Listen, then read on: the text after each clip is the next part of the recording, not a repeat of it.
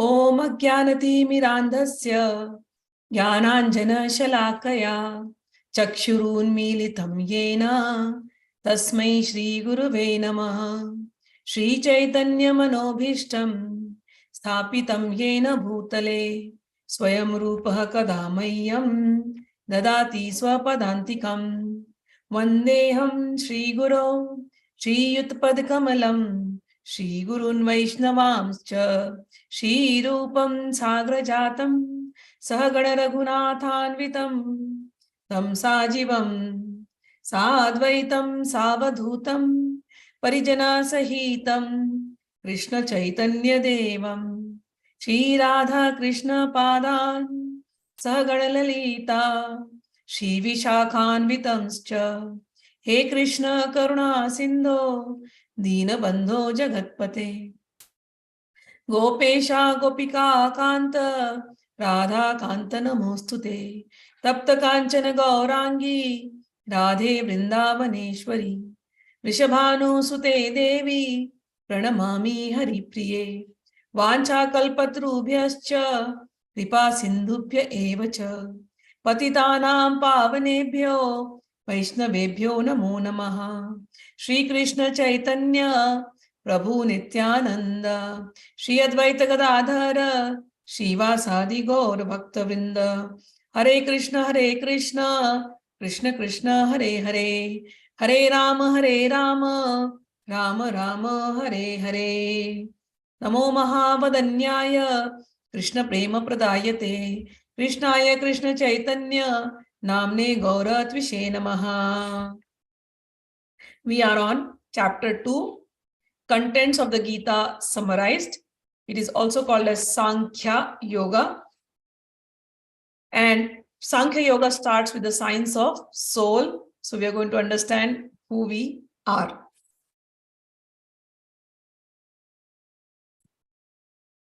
Yesterday, we ended at Arjun saying that, "O Krishna, I am your disciple." He says, Shloka number 7, which is a very important shloka in chapter number 2. So those who are teaching, you can, focus on that shloka and the purport of there within. Karpanya dosho pahata swabhava prichhami tvam dharma samudha cheta yachreyashan nishchitam bruhi tanme shishyasya teham shadhimam tvam prapannam. Arjuna is telling to his friend, he's opening up his heart and he's saying, I am very confused about my duty and have lost all composure because of miserly weakness. In this condition, I am asking you to tell me for certain what is the best for me. Now I am your disciple and the soul surrendered unto you. Please instruct me. And he says, I find no means to drive away this grief, which is drying up my senses. I will not be able to dispel. I won't be able to dispel it even if I win a prosperous, unrivaled kingdom on earth with sovereignty like the demigods in heaven. And when we are reading the purport, the qualities of a guru was given from Padma Puran and from Chaitanya Charitamrita. It said,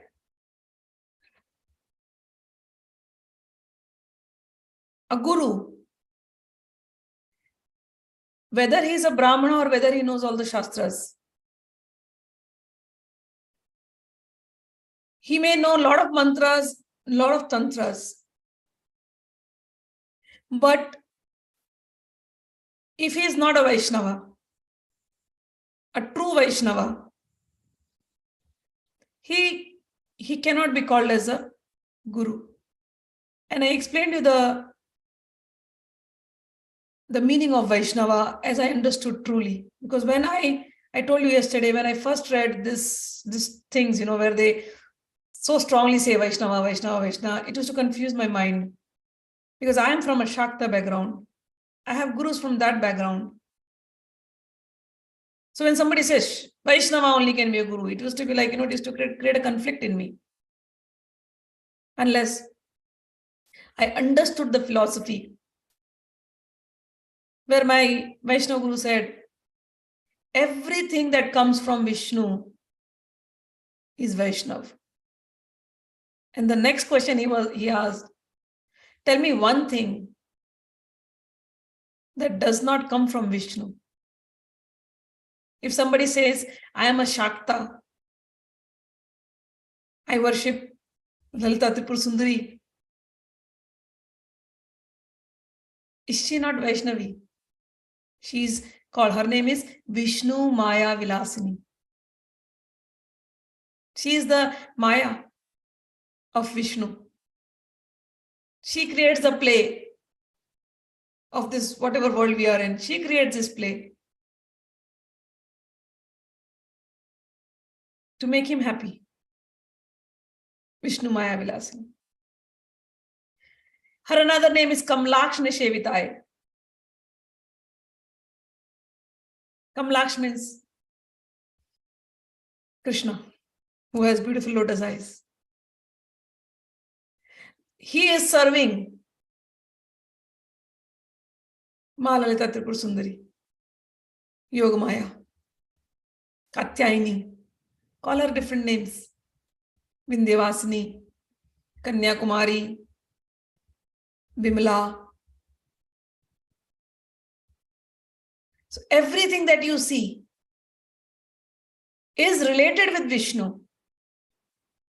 There is no such thing which is not in relation with Vishnu. And everything that is in relation with Vishnu is Vaishnava. And that is why that Shakti is called Vaishnavi.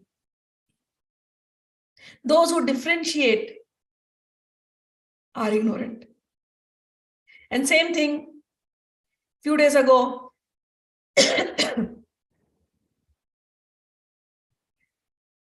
Gaurav says, if this is so, why this is said that if you chant Lalita Sahasranam, you get Bhogan Moksha. When you chant Vishnu Sahasranam, you get Ananya Bhakti of Narayan. Gaurav, that is the beauty of Narayan. He wants you to come. He does not focus. He does not focus on Bhoga part at all. Because if you are smart enough, and if you look at Vishnu, you are chanting Vishnu Sahasranam, and you're looking at Vishnu. With whom is he sitting? Who is his consort? Lakshmi, the giver of wealth. Do you have to explicitly ask, oh Lord Vishnu, I'm chanting your name, give me the wealth, give me the wealth? It is granted, taken for granted. Wherever you are going to chant Vishnu Sahasranam, Lakshmi is going to follow you. But he does not want you to focus on that. He wants you to focus on him. You want a wealthy friend, or you want a friend who is wealthy, but you don't want to focus on the wealth. Of course, if you have a wealthy friend, you have the wealth. You will enjoy the wealth with a wealthy friend. But focus on the friend. Focus on the friendship. Focus on that love. Why do you focus on the wealth? So explicitly that word is not used. But then there are devotees who don't want to trust this.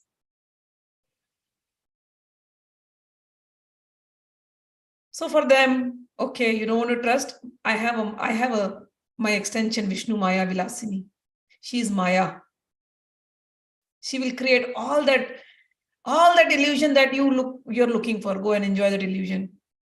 When you're done with all those illusory things of the world, she will send you to the right place where you can only enjoy the liberation. Got it? So when you're praying to Vishnu, Things are following you. You don't have to explicitly ask. If only that you could develop with mother. You don't have to explicitly ask. All right. Even like when we say the Gita, I think I have the Gita, the last Shloka of Gita. I think I might have mentioned, I don't know. All right. Gita's first Shloka starts with dharma kshetre. Dharma. First word is dharma. Gita's first Shloka starts with dharma. And Gita's last Shloka I'm going to chant now, just because this question has come. Gita's last Shloka's last word is mama. Mama means my. So dharma first word and the last word of Gita is mama, my dharma. This is my dharma. Anybody who practices my dharma, in the end of Gita it is said, Yatra Yogeshwara Krishno, Yatra Partho Dhanurdharaha, Tatra Shrir Vijayo Bhutir, Dhruvani Tirmatir Mama. Wherever there is Yogeshwar Krishna, wherever there is the living entity Partha. And what kind of living entity? Dhanurdharaha means fighter, the one who does action. Both of these together, Bhagwan and living entity who is ready to do his karma. There, Tatra, there, Shri. Shri means Lakshmi. Shri means wealth. Shri means Radhani. Shri means Shri Vidya. Shri Matre. Shri Mata. Lalita Tripura Sundari. You know, right? These are the names. It starts from there. One of the mantras. Shring. Eng ring shring. You chant, right? Eng ring shring. So wherever there is Krishna, wherever there is a living entity who is working hard, first thing, Shri will be there. Second thing, Vijayo, Vijay, always there. Vijay means victory, always there. Third thing, Bhutir, opulence, always there. Prosperity, opulence, extraordinary power. And then, how? He says, Dhruva nitir mamaha. Dhruva means certainly. Certainly, okay? Permanently. And nitir. Nitir means morality. So you will get Lakshmi, you will get all the wealth and opulence with moral values too, not an immoral wealth. You will get victory, not the immoral one, with standing with your moral values. You will get extraordinary power with moral values intact. Your morality does not fall down when Shri Krishna is in your life. Got it? So he gives all, but he does not want you to focus on that. He just wants you to focus on love. His sakha, his friend, but it is there. Ma Lalita Ambika has also guided us to salvation. Yes, that is why you are hearing the Gita. Where else will you hear this? You have come down to listen to Gita. The theory of salvation is in Gita. If somebody is hungry, you talk to them about all these things, they will not understand. Give them food, make them first fulfilled. And then you give them the Gita, it becomes much easier. So when it is said she gives bhoga and moksha, yes, she fulfills all your desires, but do not get stuck in desires. She also gives you the knowledge by which you will become mukta. Now, where is that knowledge in pure form? Her brother, 5,000 years ago, came and gave it in Gita. She pushes you there, learn it. She has a mantras. Her mantras are Aang. Right? Then there is one mantra, cling.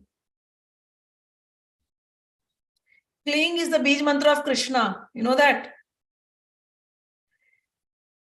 In that cling, both are together. Krishna and her also. The feminine energy, Parashakti. Both are together. Cling is the Bij mantra for Kamakya. Cling is the Bij mantra for Krishna. Cling is the mantra for Akarshan. When you understand the science of mantras, you know that they are always together. They are not away from each other. How do you become a mukta? Unless you have the knowledge. When you have the knowledge, while living in this body, you will become a mukta. If people think mukta means liberated, people think, oh, after dying, I will get some mukti, some liberation, some salvation. No, it's not after dying. If you are liberated now, you will be, while in the body, you are liberated. And then when you cast away the body, you're not even attached to the body. The body goes away, mixes up in the elements. You are free. But you will be only free if you get the knowledge. Ajïäna-timirändhasya, the first Shloka of Guru. Ajïäna-timirändhasya jïänäïjana-çaläkayä cakñur unmélitaà yena tasmai Shri Guruve namaha. I was always, that means that I was wandering in this darkness of ignorance. I was wandering in this darkness of ignorance. But oh Guru, you came, you gave me the knowledge, and by the power of that knowledge, I am liberated now. Anamika is asking both mantras, both are the same. There is a Sanskrit grammar rule, Anamika, since you can understand, I'll take two words. Kangan and kampan. Hindi mein. Think in Hindi. I'm sorry, English speaking people, I'm not able to explain because I will explain that later, okay, this mantra science, because I don't want to digress in the class too much. Think of that, Anamika. Kampan and Kangan. Both have the dot on the top in Hindi. Why is one called and why is one called ang? Got it? Sangam. Sa, Hindi ka sa, ऊपर dot फिर ग और म, संगम. तो वो ऊपर का dot को म बोलना. अब मैं संपन्न बोली तो संपन्न क्यों नहीं हो गया? वो कनपन क्यों नहीं हो गया? कंपन क्यों हुआ? कनपन क्यों नहीं हुआ? या कंगन को कमगन क्यों नहीं किया? So ma, basically grammar, it's the grammar ma. It's the grammar. Got it? और तो वो संस्कृत के ग्रामर के हिसाब से वो मंत्र चलते हैं. दूसरा, जो तुमने दोनों मंत्र लिए ना, एक में म का अनुस्वार, एक में ग का साउंड है. दीक्षा में जब चलता है, जब ध्यान में जब चलता है, तो गुरु प्रदत्त जो चल रहा है, आपको वो लेना होता है, क्योंकि उसी में शक्ति होती है. मैंने अभी वाग्बीज सबको दिया. कितने लोगों ने पहले भी किया है वाग्बीज बहुत, लेकिन उनके जो अभी जो एक्सपीरियंस हो रहा है ना, सडनली बोल रहे हैं माँ सर में ये हो रहा है, ये वाइब्रेट हो रहा है, ये कुछ हो रहा है, पहले नहीं हुआ था. क्योंकि वो शक्ति प्रदत्त मंत्र, वो गुरु परंपरा में चलता हुआ मंत्र मिलता है, तो उसके वजह से वो होता है. I'll explain in English for people. So she has asked me 2 mantras she suggested, and the sounds are different for both the mantras. So I was explaining Sanskrit mantras. Based on the Sanskrit grammar rules, certain words will change. How the nasal sound, how it goes. In some mantras it will be like am, and some mantras it is ang. So the nasal sound changes because there are certain Sanskrit rules. But when it comes to mantras flow in a Guru Parampara, and mantras get their energy in the Guru Parampara. So in my Sri Vidya initiation, the first level of initiation that happened, I gave a mantra which is called as Vagbij mantra. In that Vagbij mantra, the sound is different because we work on sounds. It is given in a Guru Parampara. And when I gave that mantra in a Guru Parampara, same people who were chanting the same mantra taking from internet or from somewhere else, they have been chanting for a long time.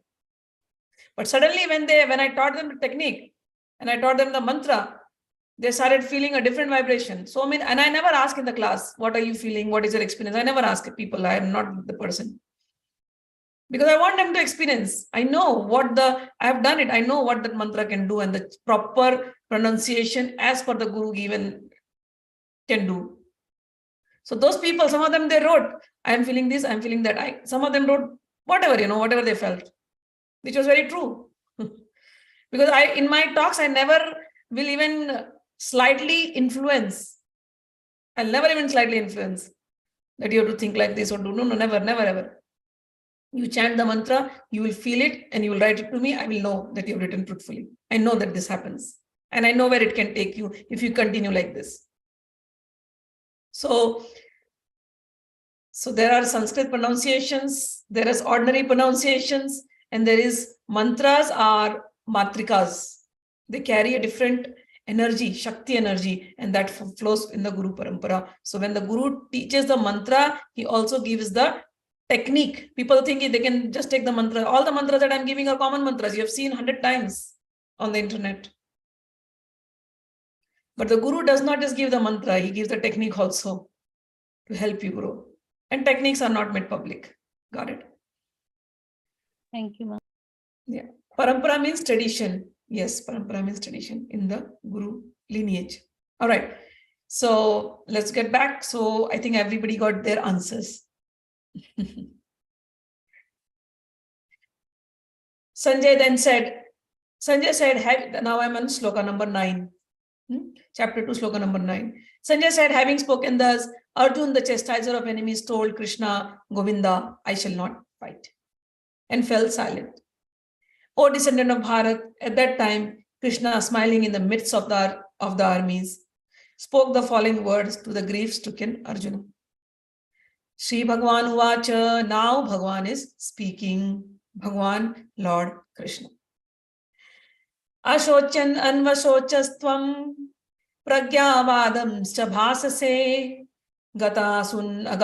agatasumscha nanusochanti panditaha. Bhagwan said, while speaking learned words, you are mourning for what is not worthy of grief. Those who are wise neither lament for the living nor for the dead. So first teaching starts. Krishna says, you're talking like a wise man. You think you're a wise person. Because Arjuna is not an ordinary person. Understand this. In Arjuna's home, Krishna is sitting. He's his friend. So they have spoken about all this long time. Vyasadeva regularly used to come to his house, the one who has written Mahabharata. So he has heard all these topics of dharma. His brother is Dharmaraj. All this topic of dharma, soul, everybody knows. In India, even now people know. It's a very common topic. Arjuna at that time is talking like this, and Krishna is saying, what? Oh, you think you're a wise man? He laughs. He's like kind of sarcastic. Arjun, come on. What are you grieving for? You're grieving for their bodies? What are you grieving for? You're grieving for their souls? Because no matter how much you save the body is going to die one day, right? Everybody knows the body is going to die. Better for a Kshatriya, for a fighter, better to die on the battlefield, fighting for a cause, for the right cause. So what are you grieving for? He immediately took Arjuna as a student and chastised and calling him indirectly a fool. The Lord said, you're talking like a learned man, but you do not know who is learned, one who knows what is body and what is soul, does not lament at any stage of the body, neither in the living nor in the dead condition. As explained in later chapters, it will be clear that knowledge means to know matter and spirit. This body is matter. And we are spirit soul. So if you call yourself knowledgeable, You should know this science. Otherwise, you are not a jnani. You may have a lot of preconceived notions. You might have read thousands of books. Theoretically, you are very good. You can argue, you can debate. But are you well versed in the science of physical body and your spirit soul?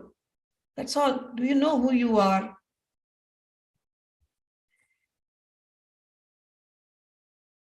Arjuna argued that religious principles should be given more importance than politics or sociology, but he did not know that the knowledge of matter, soul, and the supreme is even more important than religious formularies. And because he was lacking in that knowledge, he should not have posed himself as a very learned man, as he did not happen to be a very learned man. He was consequently lamenting for something which was unworthy of lamentation. The body is born and destined to be vanquished today or tomorrow. Therefore, the body is not as important as the soul. One who knows this actually is learned, and for him, there is no cause for lamentation, regardless of the condition of the material body. Always we have to remember that. Now, this knowledge which we are getting for the body and the soul and everything, when somebody is in grief, it is very difficult for them to understand. But when the grief is gone, then when you sit down with this, it becomes very easy. It's very helpful. I knew of a person throughout the life, this lady would be like, I don't believe in God. I'm like, okay, great. I don't believe in Gita. Great.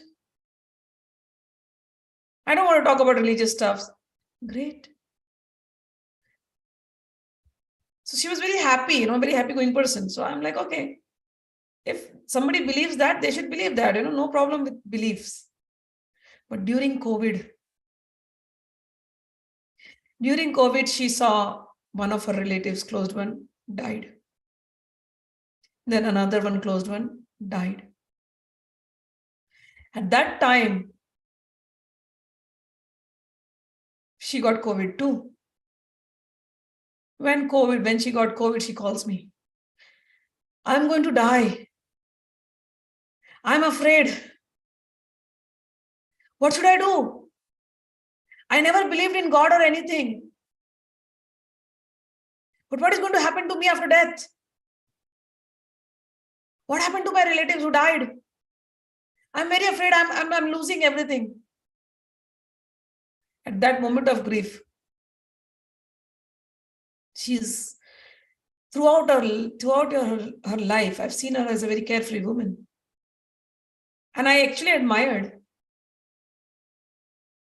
But if you have not solved this perplexity, if you're not prepared for it, then I gave her all the knowledge at that time. Don't worry, nobody is dying. None of your relatives have died. Those whom you loved are there. All these things, knowledge, I gave it to her.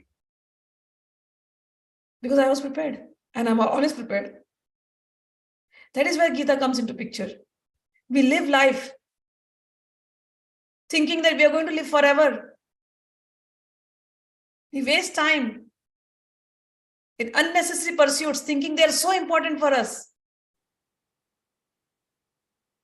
But we do not put time in understanding the purpose of life, why we have come here.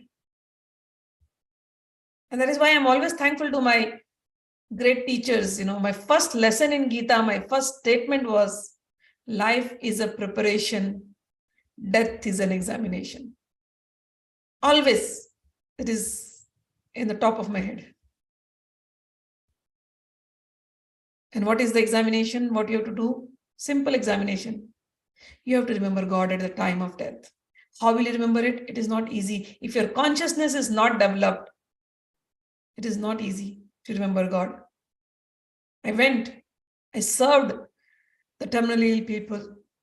I saw what happens in ICU. I saw their consciousness. I saw what death is. I saw after death what happens to the body. I saw. I realized what consciousness has to be. My Guru told, if you do not put your time and effort at the peak of your age, in old age, you will only repeat whatever you have done. You see 70-year-old, 80-year-old. Many times youngsters come and complain to me, my mother does not understand, my father does not understand. Why are they like this? Because at the peak of their age, at 40s and 50s, whatever they did, that becomes their habit. And they will repeat that. So if someone takes God's name seriously and starts repeating that, God's name, it will become very easy for them. The consciousness will be purified at the time of leaving the body. So whole of the Gita wants you to realize one thing, that you are a permanent soul. You are not going to die. As this lady called me and she was perplexed. I'm going to die. What is going to happen? I'm going to die. What is going to happen? I'm like, nothing is going to happen. You're going to live. And you're going to get a good body and come back. I had a friend who lost her dog. People love their dogs. And she was in so much depression because of the dog. And then I gave her the same teachings of Gita. After that, what happened? Anybody's dog that dies, they will be like, please call Smita here in America. Please call Smita. She'll give you such good words. Your dog is in a great world. Your dog is going to come like a human again. Because of the philosophy of Gita. It is so liberating. People talk of liberation in the end. I say liberation right now. Get the knowledge. It is so liberating to know that you're going to live forever. If you just understand, then the question comes of transmigration. People scare you out. Oh, transmigration. You may get a body of animal. You get a body of this. Understand the process. Why you would get a body of animal? If you die like a cat and dog with the animal consciousness, you will get. But if you die with God consciousness, you will go to God. You're liberated. While living, you are liberated. You will go to God. Understand the science. Spiritual science. That's it. It's that simple, that liberating. This knowledge means liberation. And by practicing, you really live like that. So he says, now Krishna says to Arjuna, O Arjuna, those who are wise, remember this statement, if you are wise, you're intelligent, right? Intelligent beings, learned people here sitting and listening to the class. Krishna is saying to you, those who are wise neither lament for the living nor for the dead. We see death also as a science. We see death also as a stopover, as a transition. That's it. There is no such thing called death.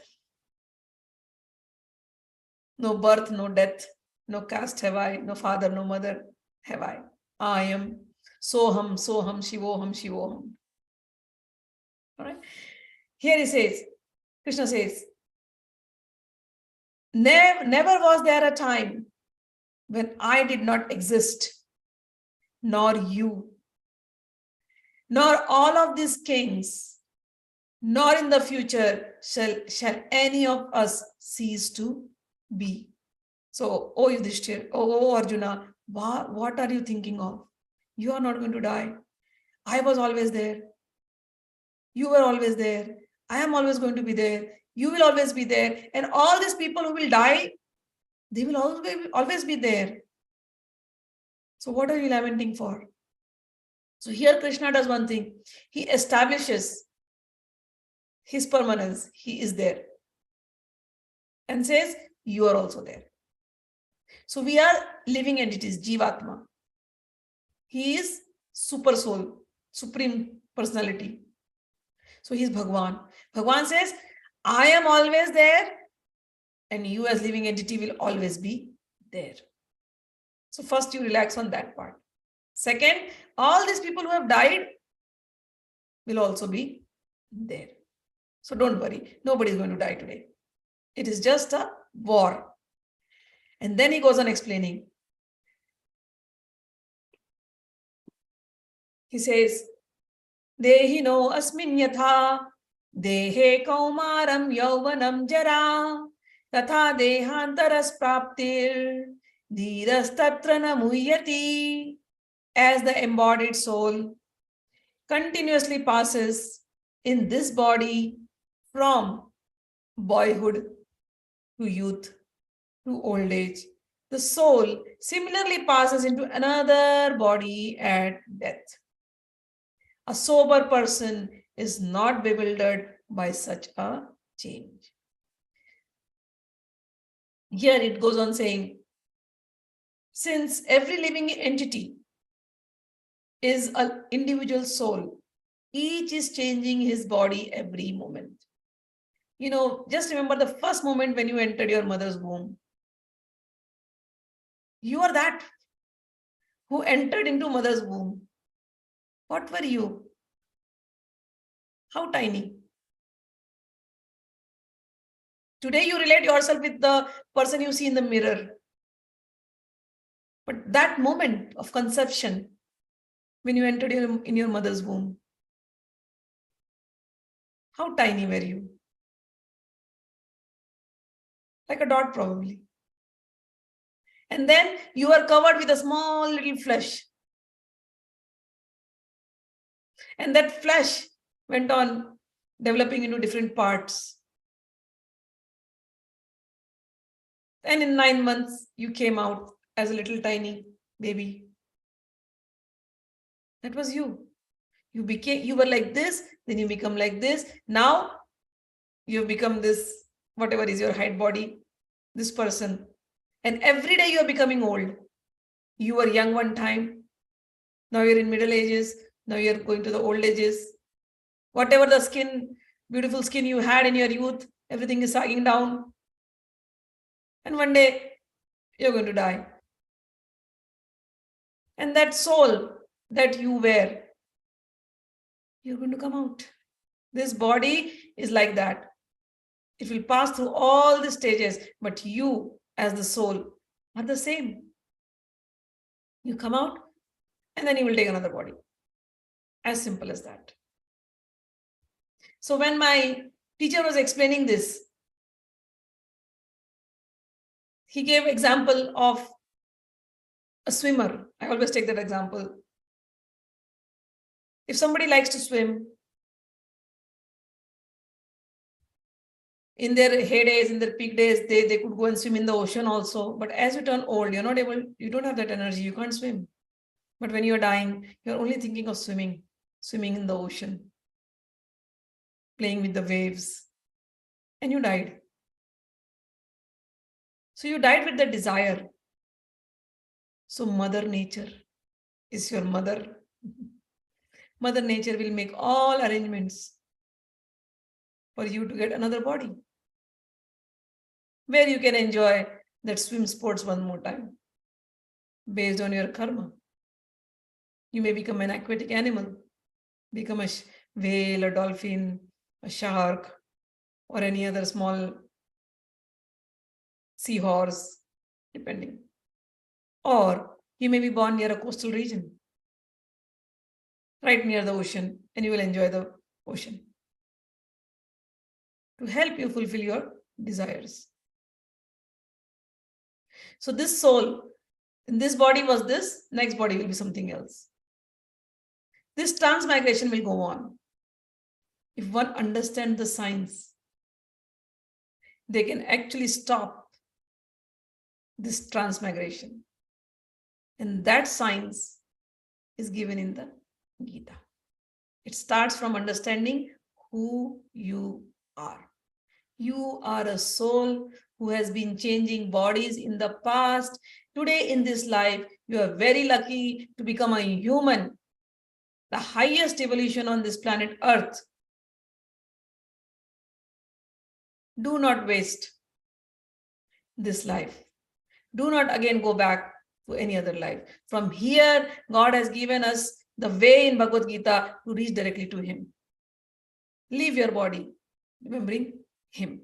Then you come to His abode. This is what He will tell in 8th and 9th chapter when we go there. Okay. Now, come back to the thing. Ma, can we get into animal body after human body? Yes, you can. Yes. Is it our karma? Yes. That karma, karma theory, Rinku, when we go into 3rd, 4th, 5th chapter, it will become very, very clear. So I'm not focusing on that right now. Why you will become and 6th chapter also. Okay. 3rd, 4th, 5th, 6th chapter, the karma theory, why we may become an animal, why we may become a human again, why we may go to heavenly planet. Everything will become clear like a science, not any superstition or any blind knowledge, nothing like that. Like a science, you will understand it. Okay. So when I explain karma, you will know. So 3rd, 4th, 5th, 6th chapter, clearly it will come. All right. Mario is asking, Ma, if I'm sorry, if this is off topic, what did the masters of the past mean by we should practice dying by living? Is this simply reaching the astral plane, or is it something else entirely? Thank you. Every moment, Mario, are you living or are you dying? If I live 50 years of my age, right? 50 years. So those 50 years are gone, right? And from 50th to 51, I'm going. From 50 years of age, I'm entering to 51, say. So am I going to live or am I going towards death? What is happening? Every second of them, every hour, every minute, every second. Am I going towards life or am I going towards death? Getting my point? Am I living every second or am I dying every second? What is happening? 50 years is gone. Another, I don't know how many years, 10 years, 20 years, 30 years, God knows how many years, 100 years, who knows?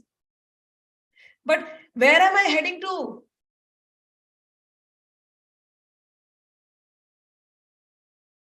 So practicing dying means, while you're living, means practicing that detachment, coming out of that illusion that we are living in this body and we think this body is going to live forever. But one day this body is going to go. Live in that consciousness all the time. When this body is going to go, the relationships that we made from this body, for whom we grieve, if we love somebody, that person says something to us, we lose our balance. Breakups make people go mad. Your heart becomes empty. Somebody you love dies. That hole cannot be filled. That attachments. That person who died, you're also going to die one day. Everybody's going to die. You have to live with that detachment, but that detachment will come only with understanding and application of the knowledge.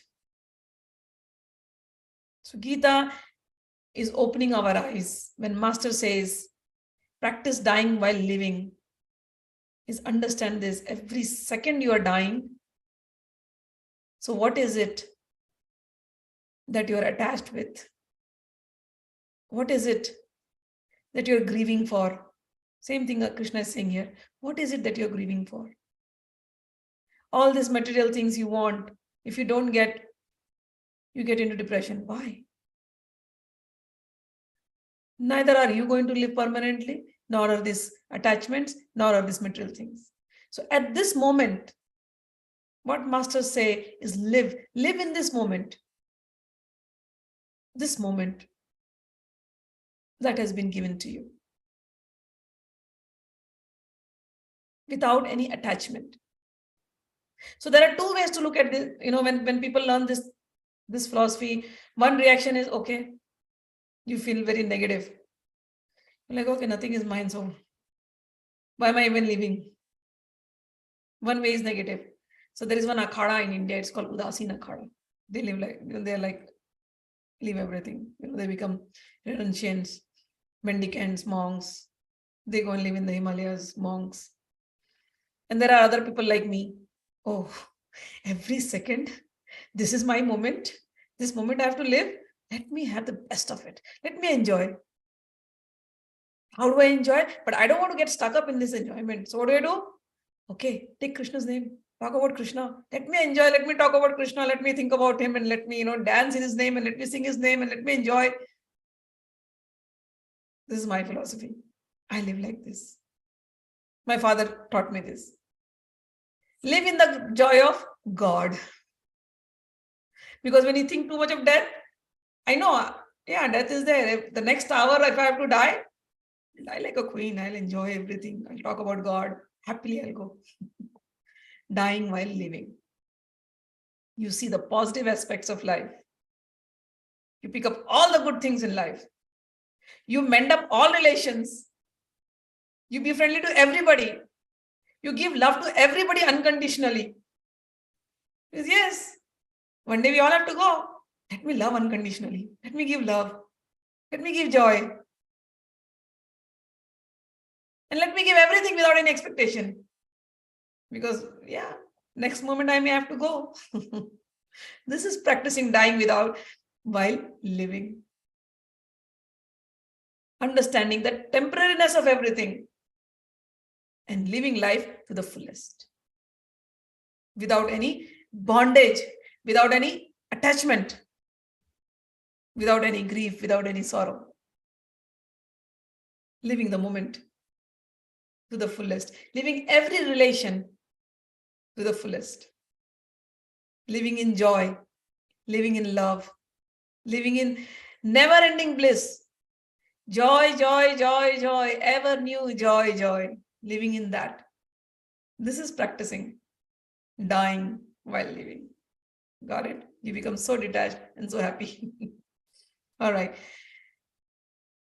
Krishna says in text 14, Matra sparshastu kaunteya sitoshna sukha dukkhada agam payeno nityas tam titikshasva bharata. O son of Kunti, the non-permanent appearance of happiness and distress.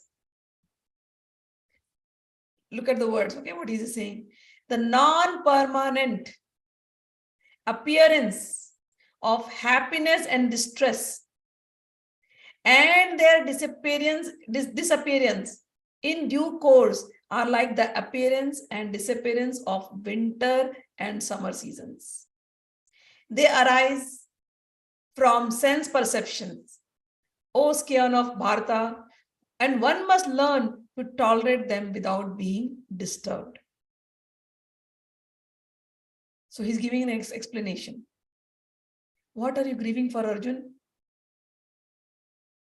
This grief, this sorrow or happiness, everything is so temporary. It is like the seasons. Cold comes, winter comes, and then after that, summer comes. We are so used to winter and summer. Do we ever complain? We know winter has come, summer is going to come. We are used to it. We make all the necessary arrangements to live in those seasons. That's it. So in this life, nobody gets up in the morning and says, give me pain, give me grief. Everybody's praying for happiness, for pleasure. But pleasure, it is so fleeting. It just comes and it just goes. That's happiness is for so secondary, right? Like for seconds it is there. And then immediately another problem comes, another complaint. So Krishna is saying, this is the nature. Grief will come, that is also temporary. Happiness will come, that is also temporary. They are just like the seasons.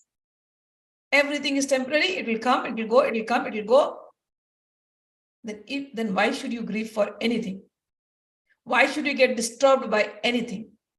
One must learn to tolerate them. One must learn to tolerate them. And he goes on saying, 15th sloka, Yam hi na vyatitantyete purusha purusha rishabha sama dukkha sukham dhiram somrityat vaya kalpate. O best among men, O Arjun. The person who is not disturbed by happiness and distress is steady is both. In both is certainly eligible for liberation. So here now Krishna has given the qualities needed for liberation. We are all looking for that. We all want to be free. Bondage, nobody likes. Everybody is looking for liberation. But what are the qualities? He says, one who is not disturbed by happiness and distress. One who is steady in both situations is eligible for liberation. By heart this shloka, at least the meaning. When you're looking for liberation, I always tell, listen, contemplate, and then apply. We talk about liberation. We can have big philosophical debate on liberation. This philosopher said that prophet said that, this book says this. But those are theories. They don't help us. What will help is this. Krishna has given us the condition to be liberated. Do not get carried away by too much happiness and by too much distress. They are just like seasons. How seasons come and go, similarly this will come and go. Just be equipoised, just be steady. Apply this in your life. You will see, when you start applying the teachings, what I say, you are liberated while you're living. There is no such thing that somebody will come and after death he will liberate you. No, you are liberated while living. When you live like this, emotions in control, mind in control. Okay, so anyone who is steady in his determination for the advanced stage of spiritual realization and can tolerate the onslaughts of distress and happiness is certainly eligible for liberation. In the Varnashram institution, the fourth stage of life, namely the renounced order, is painstaking situation, that is sannyasa. But one who is serious about making his life perfect surely adopts the sannyasa order of life, and in spite of all difficulties. The difficulties usually arise from having to sever family relationships, to give up the connection of wife and children. But if anyone who is able to tolerate such difficulties, surely his path to spiritual realization is complete. Similarly, in Arjuna's discharge of duties as a Kshatriya, he is advised to persevere even if it is difficult to fight with his family members of similarly beloved persons. Lord Chaitanya took sannyasa at the age of 24, and his dependents, young wife, as well as old mother, had no one else to look after them. Yet, for a higher cause, he took sannyasa and was steady in the discharge of higher duties. That is the way of achieving liberation from material bondage. And then he goes on saying, Krishna goes on saying in 16th, those who are seers of the truth have concluded that of the non-existent, that is this material body, there is no endurance, and the end of the eternal life, eternal thing, that is the soul, there is no change. This is they have concluded by studying the nature of both. So he's saying, Arjuna, in the past, seers, he's now quoting them. The seers have said very clearly, this body is going to die. But that thing which is inside this body, that eternal thing, is not going to die. That is soul. So he is now taking the language of the seers so that Arjuna can understand. Because here, they are friends. And sometimes, even though Arjuna is saying, you are my guru, you are my teacher, but still, they are friends basically. So Krishna knows his mind very well. Krishna is now using language from the scriptures.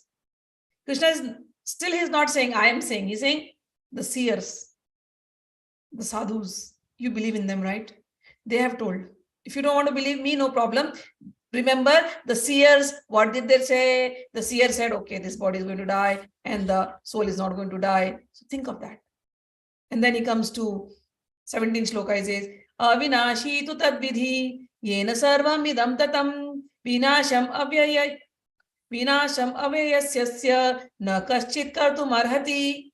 He says that which pervades the entire body, you should know.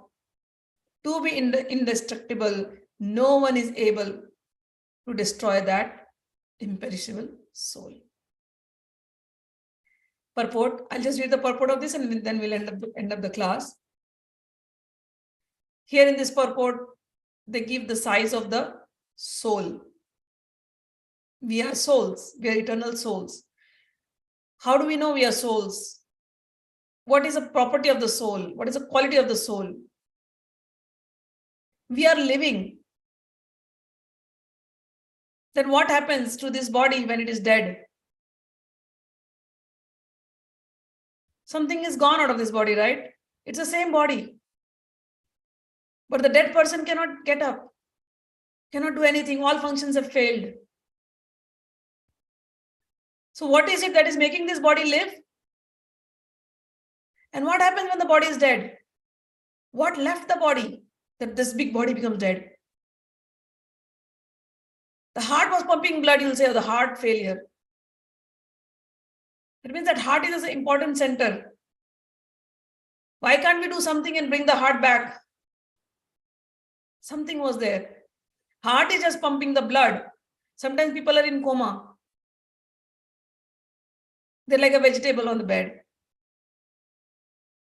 But they're still alive. Something is making their body continue. They're not dead. The consciousness. So the soul is there and the soul is spread in this whole body as a consciousness. And what is that size of the soul? Maybe I'll read the purport later in the next class again. The size of the soul, they say, in this body is just, you take the hair tip and divide it into 10,000 parts. The 10,000th part, it is that microscopic. It cannot even be seen in a microscope. It is that tiny. That is soul, which is making this whole body run. And the center and the place where the soul lives is your heart, but it expands itself in the form of consciousness throughout this body. That is a symptom of the soul.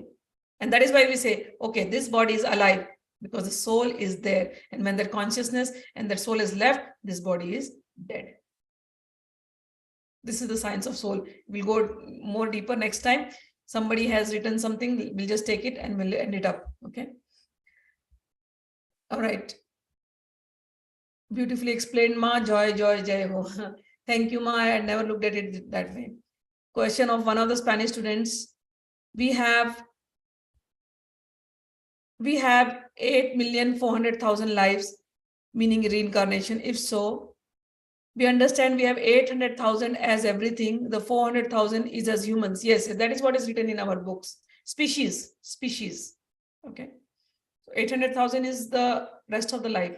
Plants, varieties of plants, bacteria, four-legged animals, two-legged animals, birds, reptiles. They all come in that species. And in human, they said 400,000 is human species. You're right. But Sankhya writes, Pranam Ma, sorry for not attending yesterday's class. We are Raghuvanshi and we had dinner together for our caste. There were 15,000 people from our caste. I do keep fast on Ekadashi. Should I continue? Yes, if you can continue Ekadashi, good. Even if you don't continue, there is no force on that. There's no compulsory thing from my side. It is good if you continue. Does every soul get body? Then what about ghost? Is it real? Ghosts are real. Not every soul gets body. There are certain reasons why they don't get bodies. As this question on ghost came in the other Hindi class also. But as we enter the chapter 6, when we start the chapter 6, by the time you will understand why somebody has become a ghost. There are other lokas. There are different lokas. Some of our ancestors, they are so attached to us. They don't want to leave us and go. There is a village in Udaipur. My father took me a long time ago when he was, So, I mean, it was very amazing for me to see. So these people in Udaipur, in their village, they will tie their ancestors' spirit to their homes because they believe that the ancestor is going to protect them. And the ancestor, while leaving the body, makes this arrangement. So every home will have their ancestor tied. And my father could speak to ghosts, in people inside. And so one of the ancestors came and he said, we like this. We won't leave this village. We won't go until all our people come back with us. So ghosts do exist. Why they exist is because of the strong familial attachments. They don't want to leave their family and go. One of the reasons is that. Second reasons, some people may be angry at the other person and they want to take revenge. So in that part also, I'm going to tell this story. One person who used to come to my father. So he had a ghost of close to 500 years old in his body, possessed. So my father called him the ghost. So the ghost comes out, and there are certain symptoms in the body of the people who possess this ghost. Sometimes there are 4 or 5 ghosts also. So the person came out. My father, in fact, learned that person, the ghost person who came out, was a Brahmana, 500 years old. And at that time, my father is doing some experiments with certain mantras on him. Okay, certain tantric mantras. The ghost started laughing. So there is this human inside him. There is a ghost. When the ghost comes, the voice of the person changes. Okay, I have seen if there are women and if they have a male ghost inside them, the male starts speaking, their actions, their everything, mannerisms, everything changes. The ghost takes over. So my father invoked the ghost. So my father is doing some mantra and the mantra is failing. So that ghost started laughing. My father is like, why are you laughing? He says, your mantra, there is a mistake in your mantra. You can't do anything with that. My father became friendly with him. My father said, what is a mistake? Tell the mistake now. Since you know so much, tell the mistake. Then he pointed out. He gave a 500-year-old mantra to my father. He said, this is the mistake. Put this Bij mantra there. Then your mantra will work. The ghost had like my father because, they were talking on the same terms. 500 years, this ghost had not met somebody who could talk intelligently on his level. That's how intelligent this Brahman ghost was. So after all the things happened, my father asked him, do you really want liberation or not? Liberation or not? Do you really want to leave this body or not? He's like, I'm not interested in leaving this body. I have enjoyed through his body for 500 years. My father said, how long do you want to continue? And why are you troubling him so much? He has come to me now. Leave him. So the ghost says, okay. My father then asked him, why you don't want, but why did you trouble him for so many years? And then he revealed that this guy, he had a relation with my wife. I troubled my wife also. And I will keep troubling him. Because they both together cheated me in that life. So I'm angry at him. And this anger is not going. So then my father said, it is 500 years. Your wife must have gone somewhere else. You troubled her also. You troubled him also. You're still troubling him. Is that making you happy? How much are you going to get into this anger zone? Come out of it. What help you need, I'll do. You tell me. You know you're such an intelligent person. Tell me, what do you want? And the ghost himself at that time, he was very cooled by the way my father spoke to him. And then he himself gave all the mantras and all the procedure for his liberation. And my dad did this and the ghost left. So this was one ghost story. There was one ghost story which we recorded on Handycam, because in those times we didn't have phones that we can record everything, which we recorded on Handycam. That was unbelievable. So young girl, through him somebody else was coming out. There were 4 or 5 ghosts in some people. They were coming out. And we have seen. So ghosts, they exist, as I told you. There are unfulfilled desires. There are unfulfilled revenges. And they're stuck in that zone, which they want to do. Strong attachments. And that's why they're not ready to go to another body. They can't take another body. And the law of nature is such, nature will not force them to take another body. So that is why. So they are stuck around those souls. It takes time. Somebody stronger has to come and help these souls to get out of that. That is why in this life itself, you should work on all these little things. They are obstacles. Got it. All right. So Lakshmi, this is so fascinating, Guruma, real stories. Of course, they existed. I have heard that suicide case too don't get the body. Yes, suicide case don't get the body. Same thing, because they committed suicide in a mood of, in a state of helplessness or depression or whatever it is. And they thought this is the way to come out of the problem. But no, they were given a body to work out their old karmas. But they're so not aware of this knowledge. They did not get that support system or whatever, and that is why they commit suicide, but then they are in that zone for many thousands of years. Suicide. Yeah. We have seen, as I told you, this 500-year-old person, they killed each other, but then this, he's still, like that. All right. So it's already 11:40 for me and for you also. That's the beauty about you, Ma. You have a real life experience of each and every word of Bhagavad Gita, just like scientific experiments. You go on proving every word you speak. Yeah, it's my fathers and all my gurus and Krishna Mande Jagat Guru. They have given this knowledge. Thank you to all of them. Okay. So we will end up the class now. Jai Shri Krishna, Hari Bol, and then we will meet next Thursday for Gita class. Hari Bol. Jai Shri Krishna. Jai Shri Krishna. Jai Shri Krishna. Thank you, Ma. Thank you, Ma.